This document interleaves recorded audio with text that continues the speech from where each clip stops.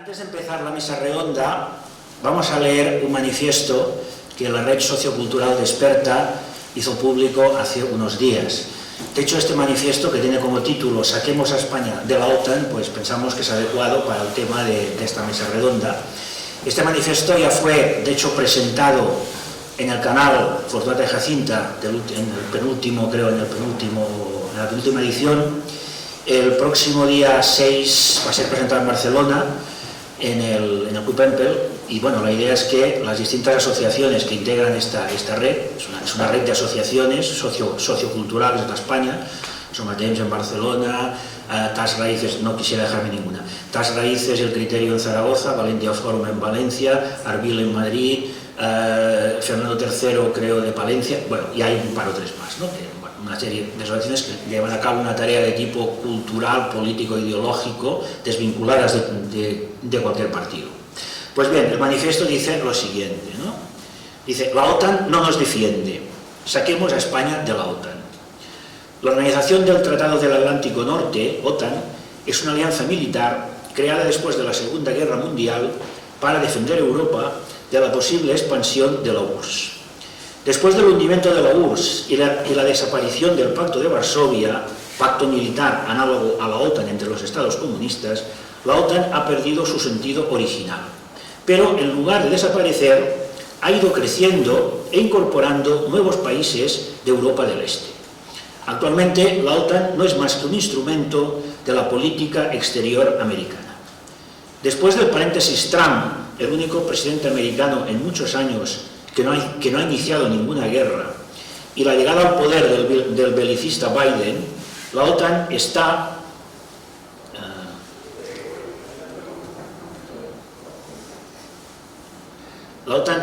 mostrando más que nunca que es un ariete de los intereses anglosajones que obliga a los estados de una sumisa Unión Europea a tomar posiciones contrarias a sus intereses económicos y geopolíticos. España, al ser miembro de la OTAN, se ve obligada a desplegar tropas en lugares totalmente ajenos a sus intereses, como es el caso de los países bálticos, y a tomar medidas económicas como el bloqueo a Rusia, que provoca y está provocando y provocará pérdidas millonarias a nuestra economía. Pero, curiosamente, el paraguas militar de la OTAN no cubre Ceuta y Melilla. Ante una posible agresión de Marruecos, la OTAN se pondría de perfil. Por otra parte, no hay que olvidar que el reino alauita es un aliado preferente de los Estados Unidos. España debe salir de la OTAN como hizo Francia con el general de Gaulle. España, sin renunciar a su presencia en Europa, debe buscar alianza en las naciones hispanoamericanas, o mejor aún, junto con Portugal, en la iberosfera, para crear una poderosa plataforma continental y ser puente entre Iberoamérica y Europa. El siglo XXI será el siglo de la multipolaridad. Frente al mundo unipolar dominado por Estados Unidos y sus aliados anglófonos, están surgiendo potencias como Rusia, China, India o Brasil. Con una Unión Europea totalmente sumisa a Estados Unidos, España debe buscar su lugar en unas alianzas internacionales que la beneficien y la potencien, fuera de este mundo unipolar que la relega a una nación semiperiférica. Por coherencia histórica, por justicia, por sentido común, por patriotismo, saquemos a España de la OTAN.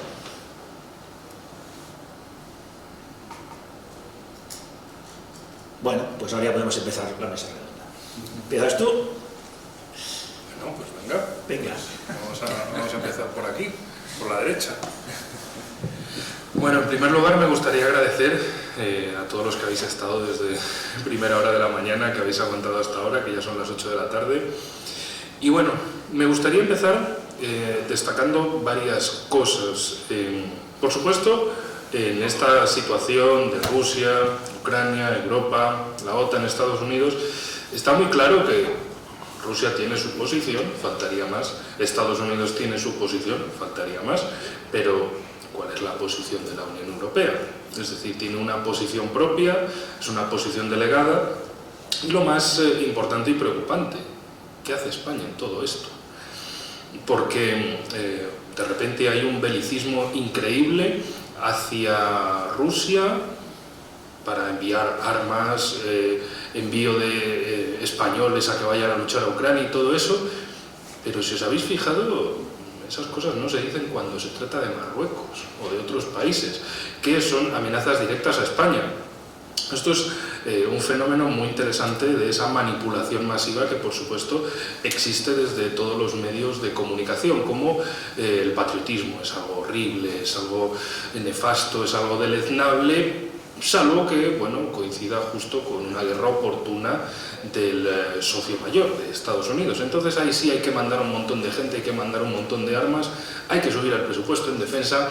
En definitiva, tenemos que ser imbéciles y seguir los dictados de Estados Unidos cuando a ellos le conviene.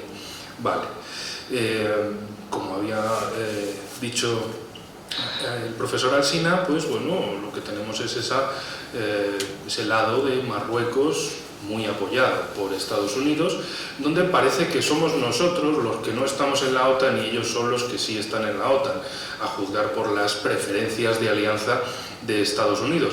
Esto también se basa en una cuestión fundamental que ya pasaba con presidentes anteriores, pero se manifiesta de forma más clara con Pedro Sánchez.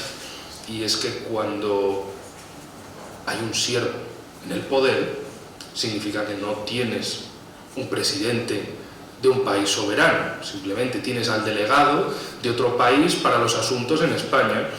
Es una persona que no, igual que presidentes anteriores, no han buscado ningún tipo de alianza dentro de la Unión Europea de grupos similares a España, como pudiera ser Portugal, evidentemente, Italia o Grecia. Es decir, otros países han hecho su lobby regional de Centro Europa o del grupo de Visegrado, pero España no hace nada, se queda ahí en su mundo como si estuviéramos en el norte de la Antártida, lo cual es un problema, pero que también viene de una situación interna muy problemática, y es la cuestión de que cómo se va a hacer una política exterior, una proyección internacional, si cada vez que se habla de España te surgen un montón de fuerzas internas que te dicen, bueno, pero eso de España es un invento de Franco, o es un invento de los reyes católicos, que también eran fascistas, porque no se sabe muy bien, pero también lo eran. Háganle caso a la izquierda, que sabe mucho de ello. Y en definitiva, España no existe, o sí existe, o existe a medias, o existen en diferentes cachos. La cuestión es que eso lastra cualquier opción de acción internacional. En algunos casos, los que ya me conocéis de antes, sabéis que he mencionado en muchas ocasiones el caso de Italia, de que, por ejemplo, me he encontrado numerosas tiendas de productos italianos en Rusia. Y eso a pesar de las sanciones, supuestamente. Pero la cuestión que pasaba, sí, sanciones, todo lo que tú quieras, pero bueno, hay que atender a los negocios de casa, hay que cuidar los trabajos de casa, y bueno, si otros quieren sanciones, pues que las sanciones las sigan los imbéciles y ya nos encargaremos de llevarlas por otro lado. Ahora se ve la situación, por ejemplo, con Hungría, el presidente Viktor Orbán, que también seguro que a muchos os suena. Antes de que empezara toda esta guerra, en febrero él fue a reunirse con Putin en Moscú, y básicamente lo que le dijo es, mira, déjame al margen de estos líos, de estas cosas, déjame el precio del gas a tanto, unas vacunas, un acuerdo comercial. ¿Y por qué? Porque también mañana, 3 de abril, es las elecciones presidenciales en Hungría, lo cual es muy importante. Claro, ¿quién va a desatar una crisis económica en su país? Lo cual nos lleva también a hablar de Francia, otro país que intentan romper los lazos económicos entre Rusia y Francia, pero ¿qué pasa? Que dice Macron, bueno, y dejadme en paz de todo esto, porque también es un problema que le va a afectar a mi economía, y que también en abril se vienen elecciones presidenciales en Francia. Es decir, que al final hay un país, Estados Unidos, que ha dicho abiertamente que, bueno, el presidente Biden exactamente, que todas las consecuencias negativas derivadas del corte de gas ruso en Europa es una consecuencia que él está dispuesto a pagar, claro, está muy dispuesto a pagar lo que le pase a otros. No quisiera decir todavía un refrán que dicen mucho los argentinos, pero bueno, está muy bien jugar con el dinero ajeno, y cualquiera juega cuando no es lo tuyo lo que está en el tablero. Pero bueno, la cuestión es que Estados Unidos ha conseguido lo que buscaba con esto, separar a Europa de Rusia, separar todo el comercio, todas las sociedades, poner un nuevo muro y sobre todo quedarse con el mercado del gas, con el mercado de la energía, quedarse como los suministradores y al final quien controla la energía en estas condiciones, en esta sociedad, pues básicamente controla las sociedades, controla la economía, controla los ejércitos, controla la política, lo controla todo. En vez de Europa hablar de una política energética propia, de una política de defensa propia y todo esto, lo que ha dejado es, bueno, pues ciertas cosas que quedan en manos de otros y esos Estados Unidos aprovechan para ello. Lo que tenemos en conclusión, para no alargarme más y dar paso al profesor Orella, lo que tenemos con este conflicto es básicamente, desde el punto de vista de España, es que estamos en la peor situación de todos.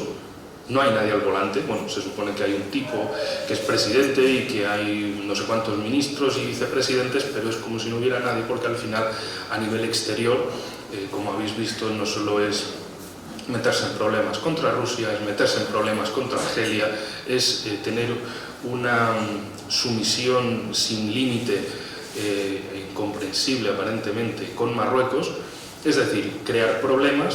Y además de crear problemas, es como de, ¿tenemos un problema? Bueno, y si tenemos dos, venga, va, ponme tres, para llevar cortadito en lonchas finas, para repartir problemas durante todo el año.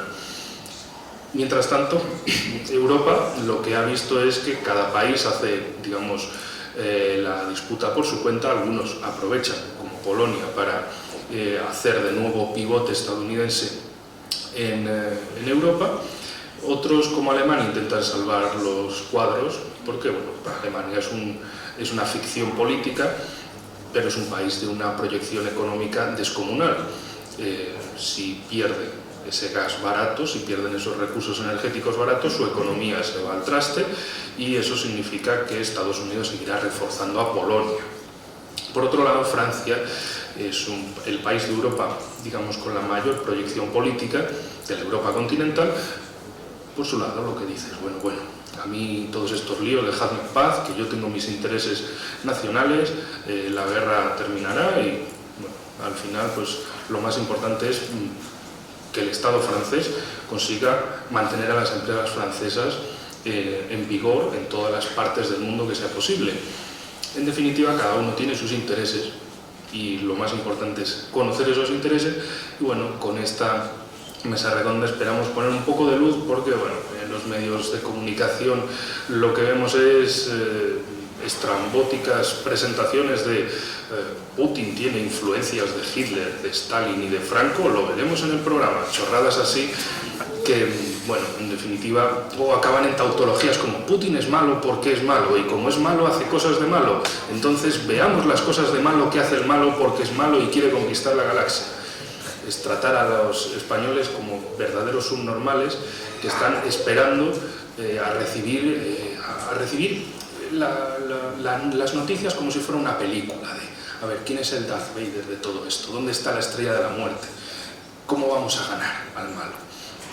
Pero no se dan cuenta de que la realidad no es una película, la realidad es muy compleja, cada uno tiene sus intereses, nos encontramos un mundo de hipocresías y de cinismo y la cuestión es que pues no tenemos a ningún presidente al volante. Tenemos un tipo que cobra dinero, que gasta mucho y que deja a España en mal lugar allá por donde va. Y con esto le doy paso al profesor Orella.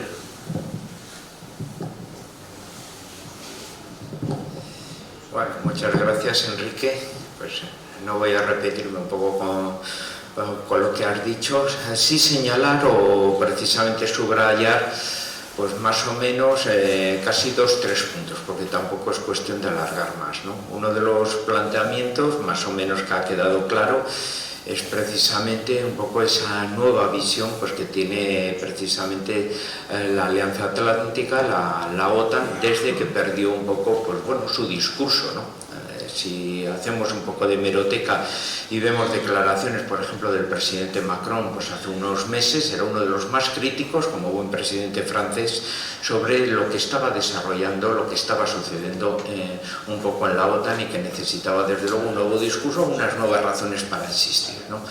Claramente, desde luego, en los últimos años, pues lo que hemos visto es que más bien por la Alianza Atlántica, en lo que se ha transformado por su hegemonía, liderazgo, potencial de su armamento, etcétera, pues es en un instrumento armado que responde a la política internacional exclusivamente de los Estados Unidos, pero no, desde luego, del resto de los miembros de los socios, ¿no? Y desde luego los acontecimientos de ahora han querido, desde luego, poner como un poco orden en todo un poco el cesto de la Comunidad Europea, un poco en ese sentido, no como una gran potencia que pueda, desde luego, pilotar o convertirse en un gran protagonista europeo a nivel internacional, sino más bien casi como un mercado, desde luego ha quedado claro ya gasístico, de los intereses económicos estadounidenses y políticamente todavía más hundido debido un poco a la dispersión de los intereses de sus países. Segundo aspecto un poco a tener en cuenta sería también esos intereses, ¿no? O sea, esos puntos un poco de esas divergencias que tiene cada país un poco como nación. Hemos hablado de Hungría, ¿no? Un país que es muy pequeñito y que curiosamente, bueno, pues tiene un presidente con un gran talento político que está sobresaliendo un poco por los demás, cuando parecía que por lo normal, por el tamaño un poco de su país, bueno, pues no quedase. Si hiciésemos ahora mismo una encuesta entre nosotros y dijese, oye, pues ¿quién es el presidente de Letonia o de Bulgaria o así? Pues empezaríamos todos a mirar al techo y a las paredes para evitar un poco pues esa pregunta. ¿Por qué? Porque no tenemos ni idea de quién Gaitas es, porque desde luego entre 27 países europeos, pues desde luego lo que menos se nos ocurre es saber pues quién es el presidente de Bulgaria, si alguna vez ha salido en algún medio de comunicación español, que lo dudo. Así que lógicamente pues desde luego pues no tenemos esa particularidad. Pero sí es importante lo que ha dicho Enrique anteriormente. ¿En qué sentido? Orbán tiene un control de la política internacional de su propio país, un país muy pequeño, como ha dicho, y sabe desde luego llevarse bien con la OTAN, de la cual forma parte.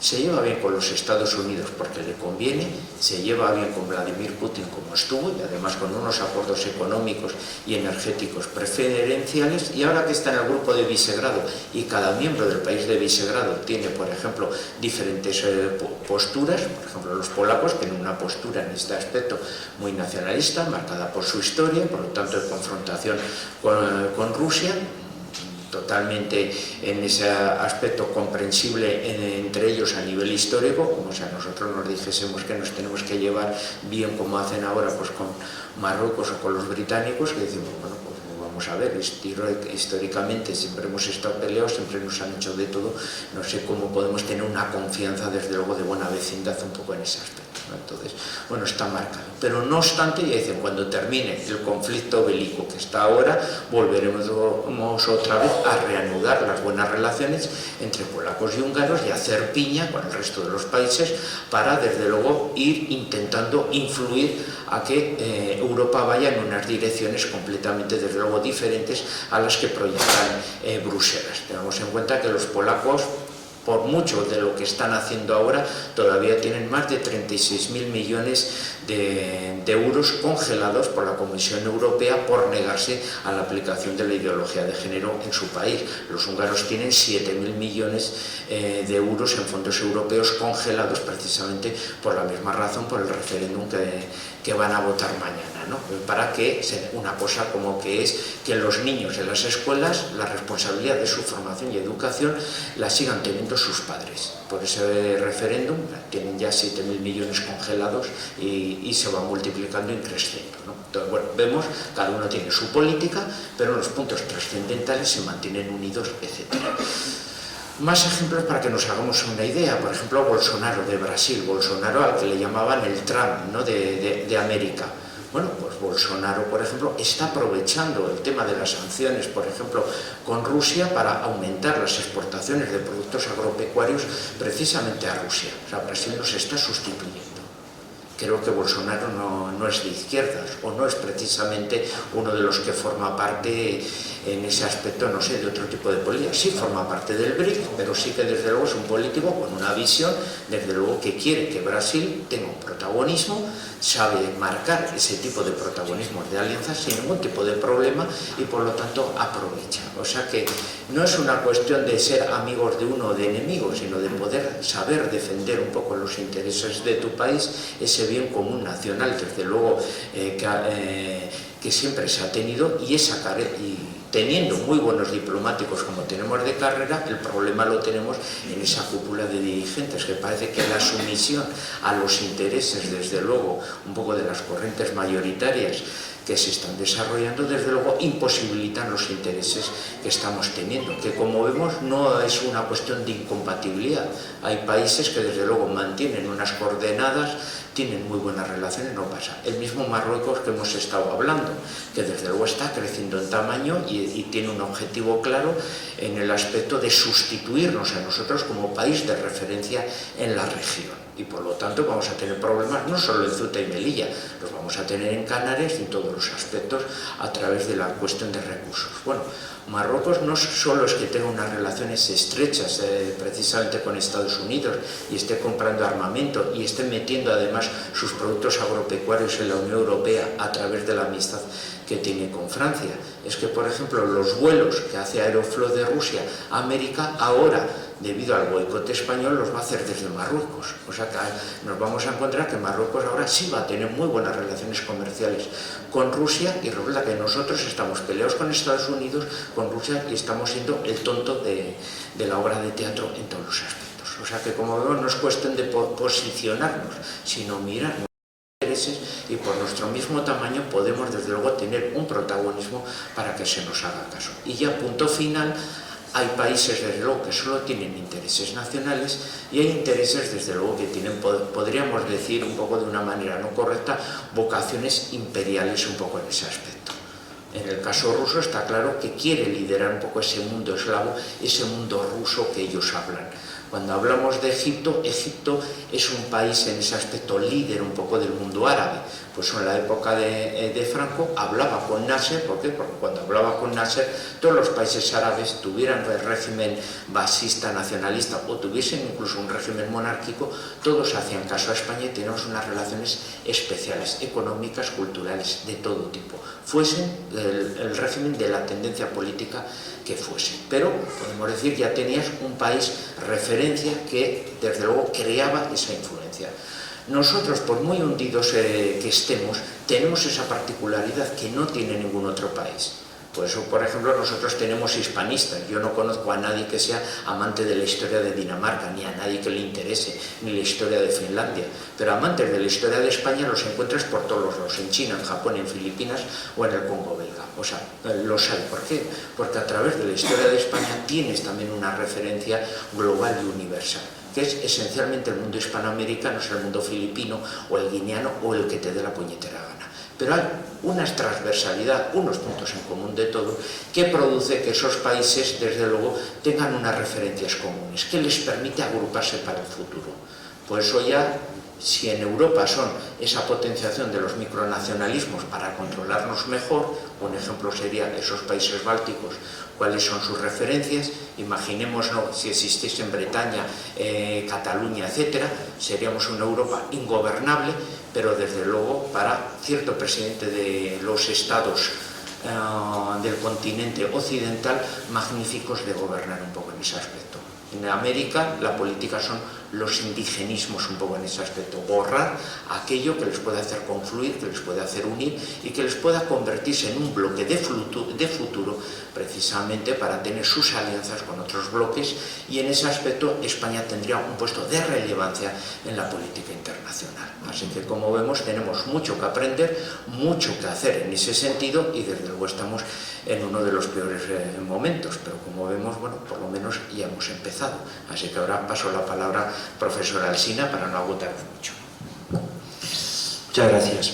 Bueno, yo en primer lugar me gustaría sentar dos enseñanzas o dos cosas que podemos deducir, ¿no?, de la situación actual, independientemente de las simpatías o antipatías de cada uno. En primer lugar, es evidente que, bueno, se ha estado hablando muchos años de mundo unipolar o multipolar. Hoy vemos que la realidad, ya no los deseos nuestros, sino la realidad del mundo actual es multipolar. Hay un polo de poder, que es Estados Unidos, pero es evidente que hay otro polo de poder, que es Rusia, es evidente que hay otro polo de poder, que es China, y luego hay polos potenciales, como podría ser la India, como puede ser incluso Brasil. Es decir, estamos en un mundo multipolar. Es evidente que en los años que siguen a la caída de la URSS, Estados Unidos acaricia la idea del mundo unipolar, ¿no? Y hay, por ejemplo, libros como el de Fukuyama, ¿no? El fin de la historia y el último hombre, pues que, vamos, viene a decir eso, ¿no? Ahora todo el mundo será liberal, todo el mundo tendrá economía de mercado, las guerras se acabarán y la historia ha llegado a su fin, ¿no? Y es curioso porque utiliza esta expresión, el último hombre, ¿no?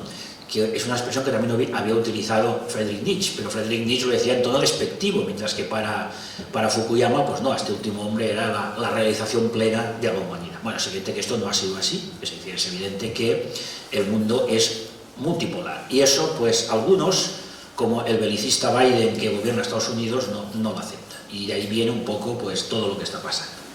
Bueno, otra cuestión, que creo que también es una buena lección de todo esto, es, la obsolescencia de muchas categorías políticas, ¿no? Es decir, el siglo XIX inventa las categorías de izquierda y derecha, que bueno, todavía se siguen manteniendo, pero ya no nos dicen nada, ¿no? ¿Quién es de izquierdas en España? ¿El PSOE es de izquierdas?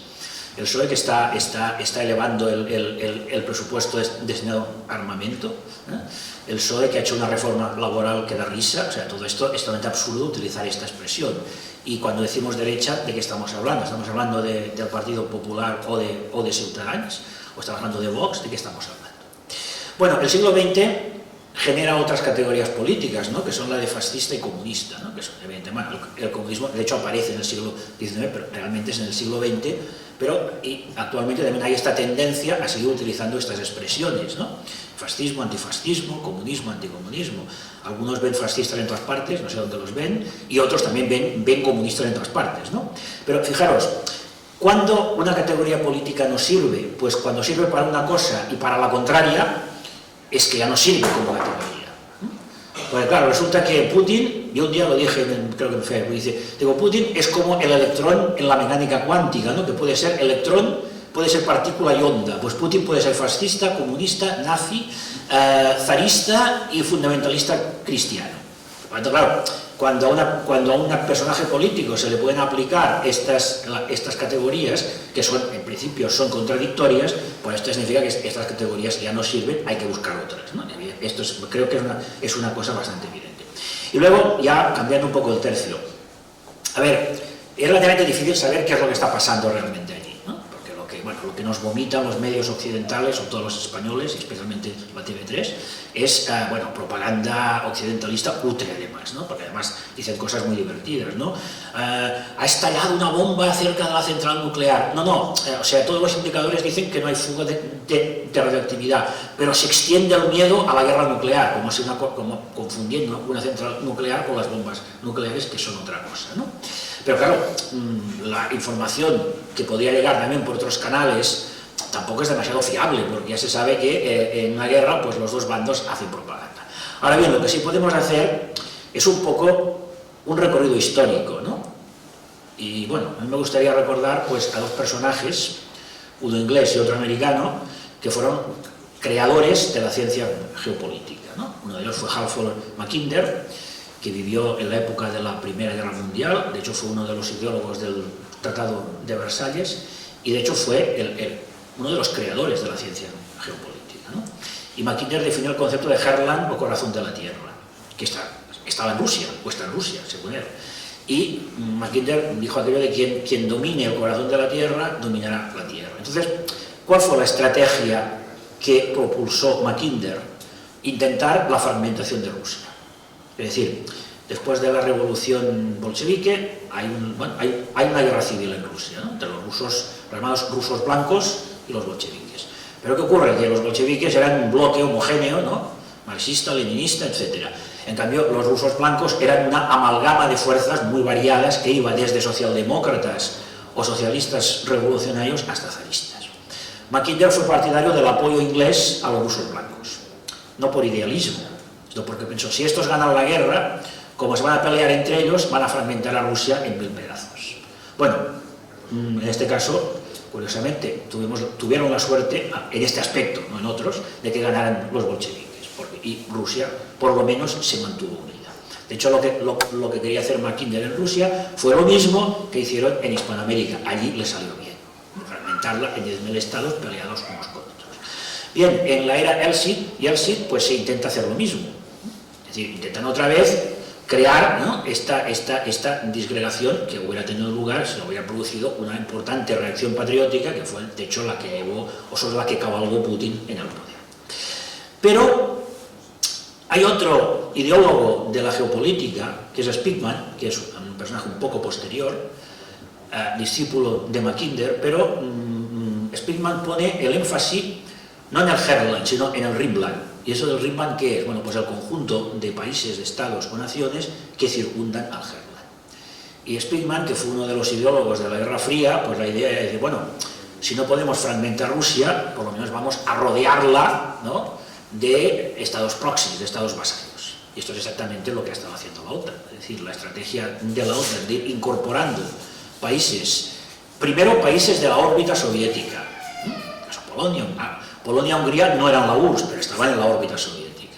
Y por lo tanto, significa ya una amenaza militar. Pero claro, cuando esto llega ya no a un país de la órbita soviética, sino a un país que era parte integrante de la URSS, como es el caso de Ucrania, esto es lo que desencadena el conflicto. No olvidemos una cosa, el nombre de Rusia viene del Rus de Kiev, que fue una monarquía que se estableció, creo, en el siglo IX, creo, de gente de origen vikingo, ¿no?, y de allí está el origen de Rusia. Es decir, Ucrania es a Rusia como Asturias es a España. Es decir, que allí hay, y si os fijáis en el mapa de Ucrania, veréis que, hay como una cuña que penetra en el interior de Rusia. Imaginaros Ucrania en la OTAN. Imaginaros la OTAN desplegando misiles en Ucrania. Tardarían 5 minutos en llegar a Moscú. Es decir, independientemente de toda la propaganda, de lo que nos puedan decir, que malos son unos, que malos son otros, que se bombardean hospitales, bueno, no sé, creo que hay alguna ciudad de Ucrania que deben haber 200.000 hospitales porque cada día los rusos bombardean un hospital. Independientemente de todas estas cuestiones de propaganda, creo que lo interesante para entender un poco lo que está pasando allí es ver un poco este contexto histórico. Y bueno, yo creo que, no sé, ¿queréis intervenir otra vez o abrimos un turno de preguntas? Sí, me gustaría. Sí, pues venga, vamos a hacer otra ronda.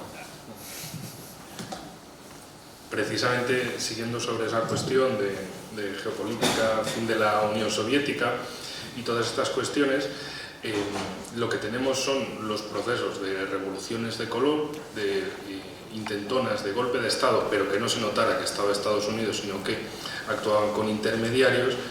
Y por supuesto, en el tema de Ucrania hay antecedentes, como por ejemplo la Revolución Naranja de 2004, donde el resultado de las elecciones no gustó a Estados Unidos porque no había salido el candidato que ellos querían y montaron toda una serie de protestas, siempre supuestamente espontáneas, para que saliera el candidato que ellos querían, que luego, bueno, en esos 5 años fue un fracaso, acabó abandonando el poder, dejó la presidencia en manos de otra política de Ucrania, también fue un fracaso y acabó llegando Yanukovych otra vez a las elecciones, lo cual pues no gustó. Buscaron otra situación que desencadenara más protestas populares, muy espontáneas, todo muy preparado. O sea, lo de espontáneo es irónico, por supuesto, porque nunca son espontáneas, siempre están preparadas de antemano para lanzar en el momento oportuno, es decir, encontrar el evento concreto que sirva como desencadenante para canalizar toda una serie de protestas en un sentido de cambio de régimen, o en ese caso de derrocamiento de Yanukovych. ¿Qué pasó? Que a partir de la decisión de Ucrania, que firma el acuerdo con Rusia y la Unión Económica Euroasiática, o con la Unión Europea. La Unión Europea aquí funcionaba como intermediario de Estados Unidos para decir, no, Ucrania, tú tienes que coger nuestro acuerdo, y punto, y olvidarte del otro lado. ¿Qué pasa? Que el mayor socio comercial de Ucrania, y todavía hasta el mes de la guerra, era Rusia. Es decir, eso producía un problema de tensión que al final Estados Unidos quería resolverlo en su sentido favorable, pero para que no se notara en un principio, pues para eso está la Unión Europea, que por cierto es como detalle breve, la Unión Europea también participa como tal en proyectos de adoctrinamiento de ideología de género y otras cosas muy posmodernas en países de América del Sur. ¿Qué pasa? Que bueno, aunque lo haga Estados Unidos o la USAID suena feo, pero si lo hace la Unión Europea parece más bonito. En este caso, la Unión Europea entró primero y luego pasó Estados Unidos. Y ahí estaba Victoria Nuland, ahí estaba el senador John McCain, para dar todo el apoyo y todas las cuestiones necesarias para esas revueltas del Euromaidán. Eso, claro, en 2004 intentaron tomar el poder con liberales prooccidentales, pero ¿qué pasaba? Que esa gente no valía para pegarse en la calle, así dicho y llanamente. Era gente de palacio, gente de ponerlos ante las cámaras y que hablaran, pero no era gente de montar disturbios en la calle y hacer, digamos, esas escenitas de el pueblo se está sublevando contra la tiranía y demás. Para eso tenían al intermediario perfecto de ocasión, que era el nacionalismo ucraniano, y utilizarlo, engordarlo y lanzarlo para estas operaciones. ¿Qué pasó? Que por supuesto consiguieron derrocar a Yanukovych, y eso desde luego asustó mucho en Rusia, porque de repente se encontraban con que no solo había liberales en el poder, sino que había unos tipos nacionalistas, nazis, como llaman ahora en Rusia, y que bueno, que evidentemente la simbología es la que es, y eso para Rusia generó un miedo terrible por la sencilla cuestión de, geopolíticamente, tener a Estados Unidos en el Mar Negro, en Crimea, en Sebastopol, tener sus misiles en la frontera con Rusia, es decir, tener un peligro inminente, porque no olvidemos una cuestión, no es que Rusia le tenga miedo a la OTAN o le tenga rechazo a la OTAN porque sí, sino porque la OTAN ha manifestado constantemente que Rusia es una amenaza, y porque en los planes de seguridad estadounidenses Rusia aparece como una amenaza principal para Estados Unidos. Es decir, es normal que Rusia se tome a la OTAN y Estados Unidos como una amenaza existencial. Bueno, a partir de aquí también está la otra cuestión de utilizar a estos yihadistas de ocasión para lanzarlos con odio a todo lo ruso. Y como hemos podido ver, bueno, en Occidente el racismo es una cosa muy mala, es una cosa horrible que hay que perseguir por todas partes, salvo que sea contra los rusos. Entonces ahí está muy bien, y ahí a los países occidentales el racismo contra los rusos les parece fantástico. ¿Qué pasó? Que eso desencadenó la operación de Crimea. Por supuesto, los rusos dicen, bueno, parece, hicimos cosas, como dicen, pero bueno, los hombrecillos de verde salieron de alguna parte, no salieron de la nada.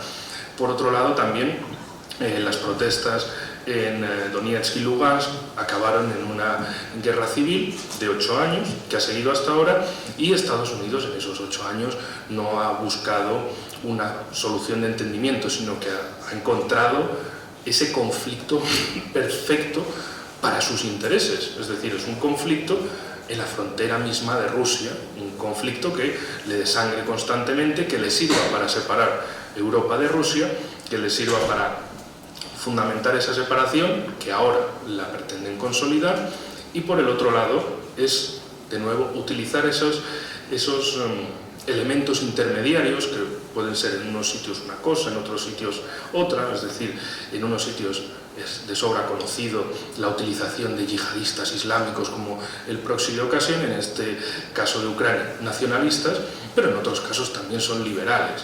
Es decir, buscan meter esa cuña a partir de las fisuras o de las divisiones sociales en cada país. Y en el caso de Ucrania, utilizar todas las opciones posibles para separar, en un caso, Ucrania de Rusia, y por el otro, a nivel macro, separar toda Europa de Rusia. Y que sea, disculpad la mala voz, y que sea Estados Unidos quien controle la economía a través del control energético en Europa. Y a partir de ahí no hay más política en Europa, porque si no controlas tus propios recursos, si no tienes tu propia energía, no tienes nada, estás a merced de otros y además no tienes ejército propio y parece que lo están mendigando siempre ayuda a Estados Unidos, pues mucha menos capacidad de afirmar que Europa pueda ser un polo en el mundo multipolar, sino una dependencia estadounidense en un mundo que ya no es unipolar y que, por otro lado, y con esto termino por mi parte, se habla mucho desde el lado europeo occidental de que Rusia está aislada, que Rusia ha quedado marginada en el mundo porque Occidente ya no le hace caso. Pero vamos a ver, si uno atiende el mapa se da cuenta de que Occidente es una parte pequeña del mundo, que el mundo es muy grande, que está Asia, que está África y que está Iberoamérica, y que Rusia durante años ha estado cultivando las alianzas, acuerdos con todos esos países en esos continentes, también con China. Han estado haciendo ese tándem seguridad-economía para diferentes países, esos diferentes acuerdos en organizaciones internacionales como la Unión Económica Euroasiática, como la Organización de Cooperación de Shanghái, como los BRICS. Es decir, Rusia ha buscado sus líneas diplomáticas por todo el mundo y ahora están saltando a la palestra, es decir, tan aislados no están y sobre todo también, y lo más importante, han conseguido poner en desafío, por lo menos, ya veremos si en jaque, la hegemonía mundial del dólar como medio de pago para la energía. Esto es algo que, por supuesto, en los medios occidentales, nada, lo importante es que Putin está loco y que vamos a ganar. No se sabe muy bien cómo, pero vamos a ganar. Y la cuestión de fondo, por el lado ruso, es, bueno, pues vamos a buscar otros medios de pago que sustituyan de una vez por todas al dólar, lo cual habían estado experimentando, probando y negociando en los últimos años, desde 2014, y ahora ya lo tienen todo para decir, es la hora de hacerlo sí o sí. Tenemos que buscar medios de pago en rublos, en rupias, en yuanes, en otro tipo de monedas, criptomonedas, lo que sea, menos usar el dólar.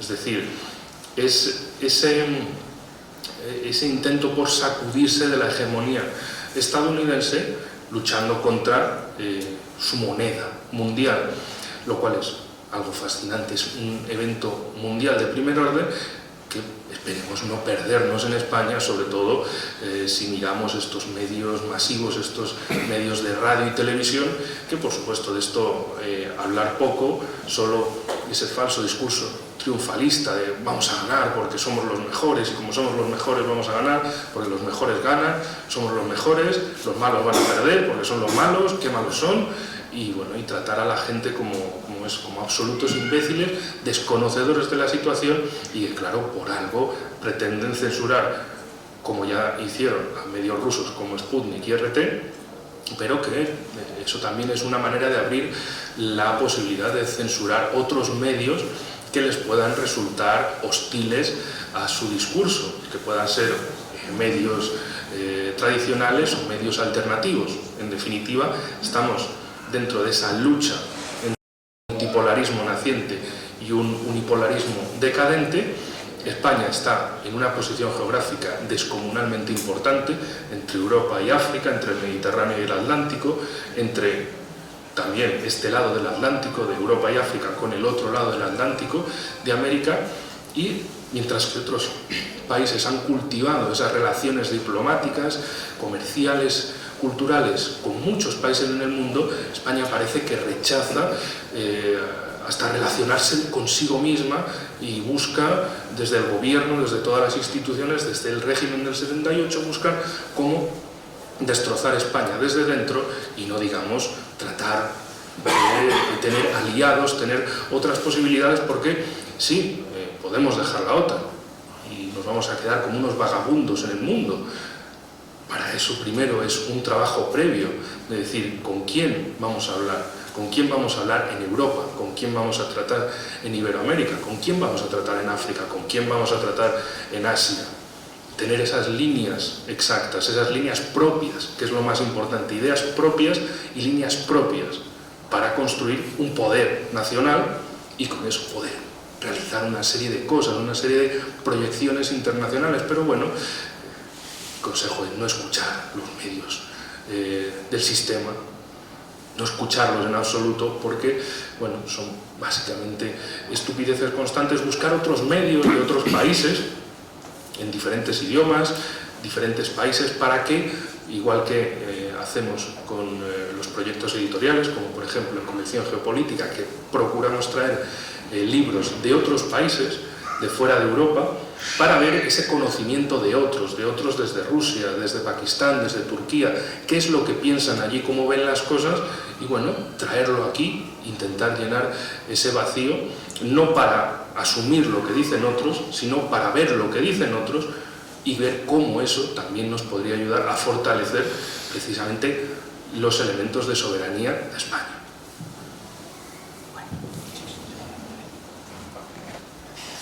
Bueno, son casi las 9. En nombre de la organización os agradecemos mucho vuestra presencia y bueno, pues pensamos que ya es hora de ir cerrando, ¿no? Y nada, y aquí finaliza pues esta jornada de metapolítica, que espero que haya sido de vuestro interés. Muchas gracias a todos.